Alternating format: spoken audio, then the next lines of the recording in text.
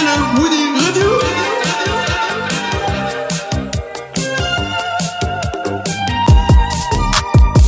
Yo mes Nakama, c'est ton Nakama Winnie en chakra et en vibranium, et aujourd'hui on va faire une critique de l'épisode 88 de Dragon Ball Super. Étant donné que j'étais pas là la semaine dernière parce que j'étais parti en vacances comme vous le savez bien, j'ai pas pu faire la critique de l'épisode 87, donc je vais vite fait vous dire si j'avais bien aimé ou pas. D'ailleurs il y aura beaucoup de choses à dire dans cette vidéo parce qu'entre l'épisode 87, l'épisode 88 d'aujourd'hui, il y a eu quelques déclarations de Toyotaro en Italie, on va y revenir, il n'y a pas de problème. Prends des popcorn, assieds-toi, on va discuter de tout ça, mais bref, pour revenir donc à l'épisode 87, bon, j'avais bien aimé, l'épisode était cool, néanmoins, j'ai quand même préféré l'épisode 86, où Goku et C17 s'étaient battus, parce que dans cet épisode 87, bon, le braconnier de l'espace n'était pas très menaçant, donc il n'y avait pas d'enjeu, et aussi le fait que C17 accepte aussi facilement l'offre de Goku, enfin, il a vite retourné sa veste, hein, dès qu'il a entendu que les Super Dragon Ball étaient en jeu, ah bon, finalement je veux bien, hein. Le mec veut, parce qu'il veut réaliser son souhait d'avoir un grand bateau, je crois, un truc comme ça. Alors il est passé où l'écologiste, le défendeur de la nature. Par ailleurs, dans l'épisode 87, enfin dans ma critique, j'avais parlé de Oob.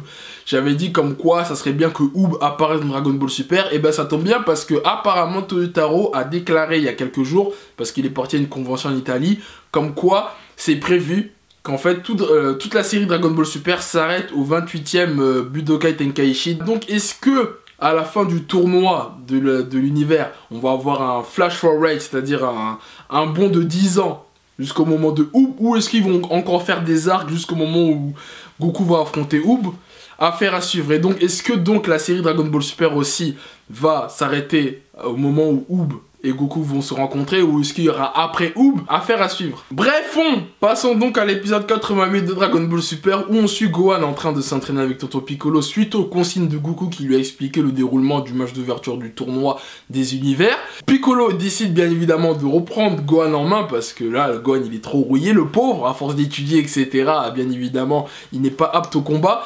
Ils vont s'en suivre de plusieurs combats où Gohan va se transformer en Super Saiyan 1, même 2, mais Piccolo est au rendez-vous et Gohan se fait marave par le tonton Piccolo. Gohan qui est surpris, qui demande mais comment Piccolo tu as fait pour devenir aussi fort? Et Piccolo qui lui explique mais tu crois que j'ai fait quoi moi pendant que t'étais en train de faire le canard avec Videl, faire des enfants et en train d'étudier soi-disant? Moi j'étais au terre-terre mon gars, j'étais en train de m'entraîner. Piccolo lui explique quand même que Gohan a le potentiel pour devenir le guerrier d'antan, celui qui a Marafcel quand même, celui qui a Bolossé Bou, mais qu'il faut qu'il retrouve un esprit de combattant, un esprit de guerrier, l'esprit de Saiyan. Et que surtout, il ne faut pas qu'il baisse sa garde, qu'il se surestime, qu'il se croit haut par rapport à son adversaire, parce qu'il dit que c'est ça sa plus grosse faiblesse, comme par exemple le combat contre Majin Buu, où Gohan était venu en mode Ultime Gohan, suite à son réveil de potentiel là. Il croyait qu'il avait gagné, mais malheureusement, on connaît bien ce qui s'est passé, il s'est fait absorber par Buu.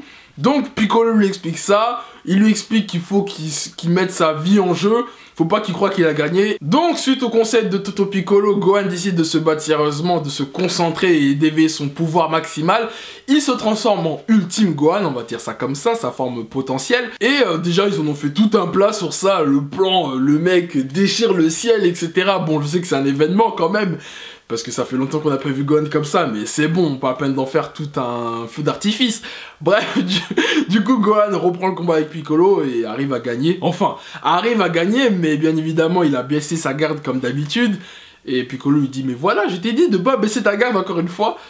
Et du coup à la fin de la journée, Piccolo lui dit que viens, on continue à s'entraîner. Je sais que tu as le potentiel de éveiller encore des autres capacités et de devenir plus puissant. Gohan bien évidemment accepte, mais bon, en 9 heures, ça me demande comment ils vont faire, à part s'ils vont dans la salle de l'esprit du temps ou quelconque entraînement, je sais pas ce que Piccolo a prévu au programme. Mais pendant ce temps, on a aussi les autres, par exemple, on a Tonton Vegeta, Trunks, Goten, Bulma, Beerus et Whis en train de changer la couche de bras. Et t'as Beerus qui hésite à dire la vérité à Bulma concernant les enjeux de l'univers, mais Whis lui fait la morale en disant que si vous dites à Bulma ce qui se passe réellement, elle va vous traiter de dieu incompétent. Donc Beerus se rétracte, il sait que Bulma est une femme relou. Et ce qui est intéressant bien évidemment dans cet épisode, c'est la première apparition de la Broly femelle qui se surnomme Carifra. En effet, on voit Kiabe aller dans une planète, on ne sait pas le nom d'ailleurs, demander de l'aide en fait à son ancien maître qui participe au tournoi, mais son maître apparemment est blessé. Il va demander, enfin va recommander plutôt Kiabe d'aller demander à sa petite sœur, qui est donc Arifra, qui a l'air d'être une délinquante. Bon, on n'a pas eu trop d'infos, mais ça a l'air d'une petite fille un peu... Ça a l'air d'être une thug, en fait. Je pensais que ça allait être une fille un peu timide, etc. Un peu comme Broly. Bon, Broly, il est pas timide, mais Broly est assez discret, assez pudique. Et c'est quand il s'énerve qu'il il commence à péter un plomb. Là, t'as l'impression que la meuf, elle est déjà chaude. C'est une thug life. En tout cas, c'est tout ce qu'il y avait à dire sur cet épisode. Le prochain épisode mettra en avant Tenshin Han et Tortue Géniale. Goku qui rappe donc au dojo de Tenshin Han. Tenshin Han qui a ouvert un dojo quand même. Le mec, excuse-nous.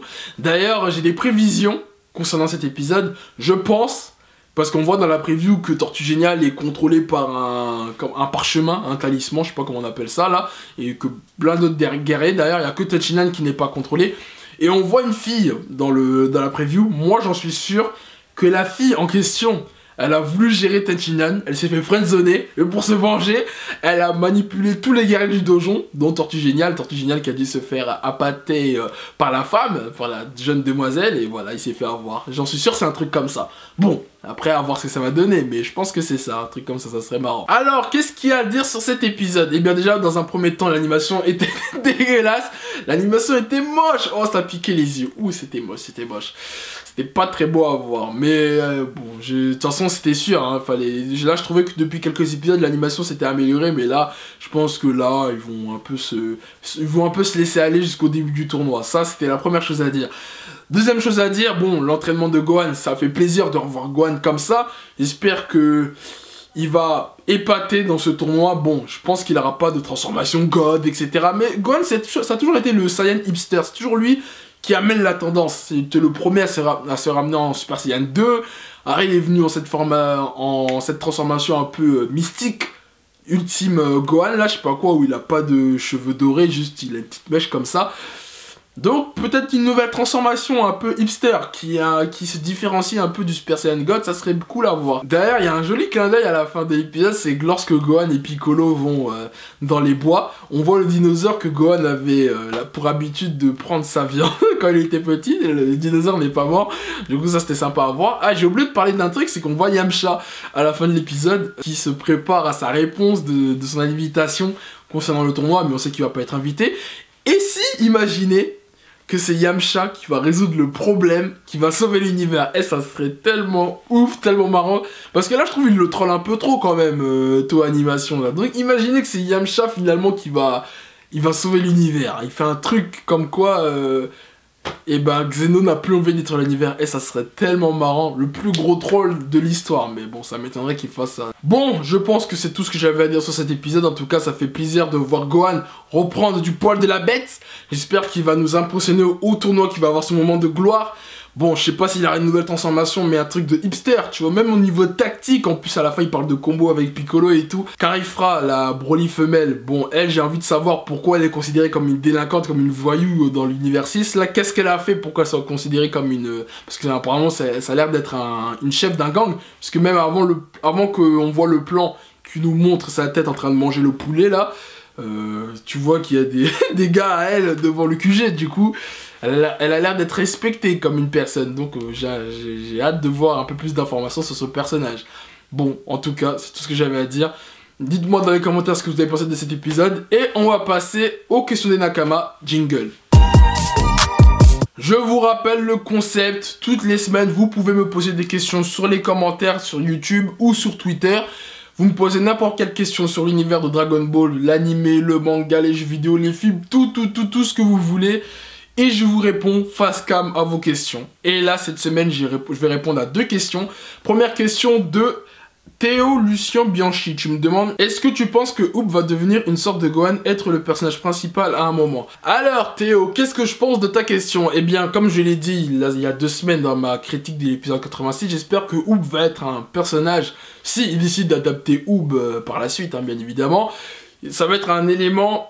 important, un élément principal de l'œuvre, parce que on a peu vu de choses sur lui. Bon, à part dans Dragon Ball GT et fin Dragon Ball Z, mais j'ai un attachement pour ce personnage, j'aime bien, tu vois, même son histoire par rapport à son village qui est pauvre, tu vois, On s'identifie à ce personnage, tu vois que le mec souffre, il est dans la misère, son village est sombre.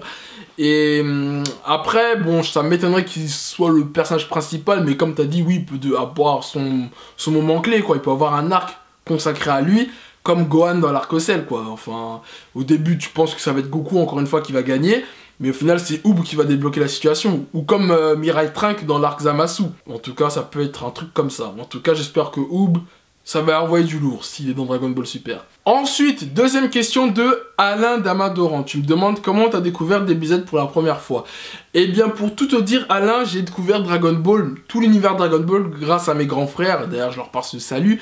Qui, eux, font partie de la génération Club Dorothée. Donc, ils ont connu vraiment le Club Dorothée du début jusqu'à la fin de l'émission. Moi, j'ai quelques souvenirs, mais vraiment des dernières années. Je me souviens d'un peu à deux récré et tout. Mais voilà, c'est vraiment des vagues souvenirs. Mais moi, à titre personnel, j'ai découvert Dragon Ball via des cassettes, les VHC, hein, ceux qu'on mettait dans le magnétoscope et tout, que des potes à mes grands frères ou même que mes grands frères achetaient. Moi, j'ai découvert aussi via la chaîne Manga. Manga qui dépassait tout Dragon Ball Z, Dragon Ball GT, et j'ai vraiment été formé. Hein. Moi, j'ai commencé vraiment de Dragon Ball jusqu'à Dragon Ball GT, parce que mes frères m'ont dit, toi, je vais regarder du début Dragon Ball jusqu'à la fin. Du coup, mais après, j'avais déjà vu quelques images de Dragon Ball Z juste avant de commencer Dragon Ball, mais j'ai quand même une bonne formation, quand même. Une bonne direction artistique de l'œuvre. Donc voilà, c'est comme ça que j'ai découvert Dragon Ball. Et j'ai remercié mes grands frères tous les jours pour m'avoir fait découvrir ce manga magnifique. Bon bah voilà, j'ai répondu à vos questions. N'hésitez pas à me poser d'autres questions dans les commentaires ou sur Twitter, j'y répondrai. Et sur ce, je vous dis au plaisir.